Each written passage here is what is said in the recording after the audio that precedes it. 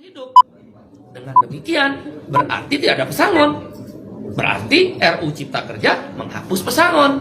Itu jelas di situ dikatakan. Bahkan penghargaan masa kerja dalam undang-undang sebelumnya nomor 13 diturunkan nilainya, dan penggantian hak buruh dihapus.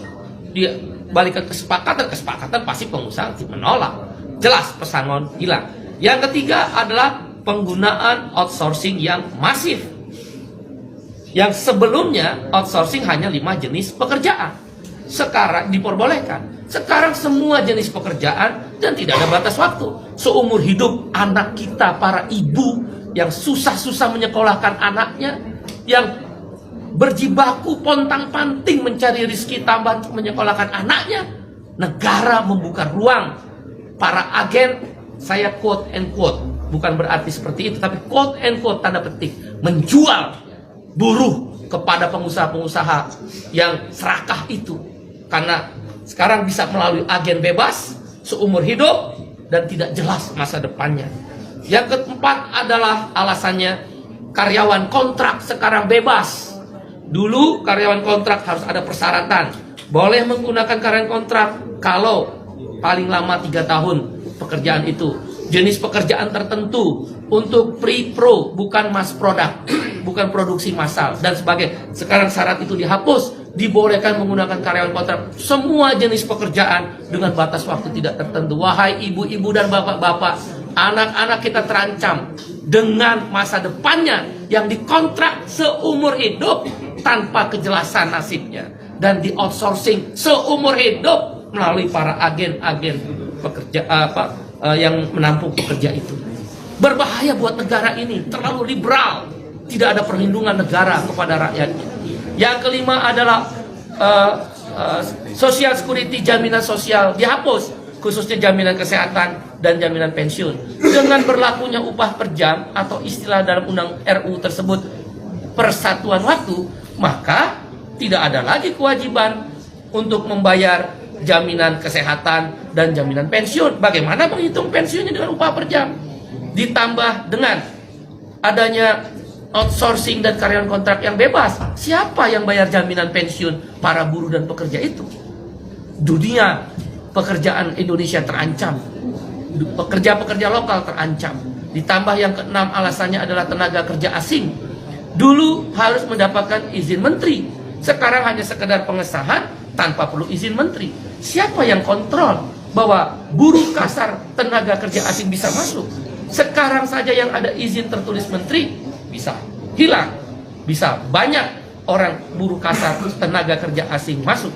Sudahlah outsourcing, sudahlah kontrak bebas, sudahlah upah murah, sudahlah masa depan tidak ada, buruh-buruh asing bisa bekerja di startup dan lembaga pendidikan sekarang bebas untuk memakai jasa tenaga kerja asing. Itu berbahaya, mengancam pekerja lokal. Yang ketujuh adalah yang kita sebut dengan waktu kerja. Sekarang ini minimal adalah maksimal adalah 7 jam sehari dalam 6 hari kerja, Senin sampai Sabtu, atau 8 jam sehari dalam 5 hari kerja, Senin sampai Jumat. Dalam RUU Cipta Kerja dihapus semuanya. Hanya dikatakan maksimal 40 jam seminggu. Berarti orang boleh bekerja, buruh dipaksa bekerja 14 jam seminggu. Dan buruh tidak diberi waktu istirahat karena lemburnya boleh 18 jam dalam sehari. Dalam seminggu, maksud saya 18 minggu. Waktu kerjanya tidak lagi 7 jam atau 8 jam.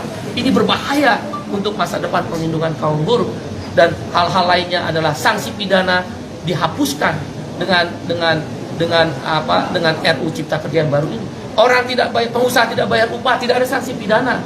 Terlambat bayar upah, tidak ada larangan. Kalau begitu kalau saya pengusaha bisa bayar upah 3 bulan sekali dong. Di mana negara kalau begitu?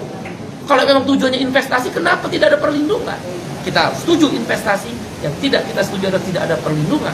Dan kemudian hal lainnya yang ke-9 adalah bahwa PHK jadi mudah sekarang. Nggak perlu lagi ada negosiasi dan perundingan dengan serikat buruh, langsung ke PHI dan PHI bisa langsung memutuskan Pengadilan Hubungan Industrial.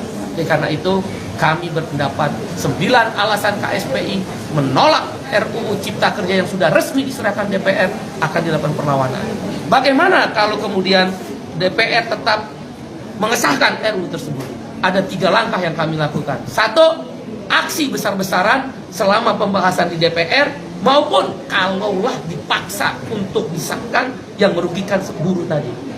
Aksi nasional, aksi daerah, bahkan tidak menutup kemungkinan aksi yang melibatkan komponen yang lebih luas. Kawan-kawan mahasiswa, mereka terancam. Begitu masuk pasar kerja, tidak punya masa depan. Para ibu-ibu, bapak-bapak terancam karena mengeluarkan biaya tinggi untuk menyekolahkan anaknya, tidak punya kepastian masa depan untuk anak-anaknya. Para pemuda-pemuda dan pemudi terancam, nggak mungkin mau menikah karena outsourcing dan karyawan kontrak. Indonesia terancam, darurat terhadap kesejahteraan Indonesia. Dan karena itu aksi besar-besaran melibatkan semua masyarakat yang lebih luas dan masif akan dilakukan di DPR, di pemerintah, di daerah, bahkan boleh jadi secara nasional akan dilibatkan aksi yang lebih besar-besaran, menghentikan produksi kalau memang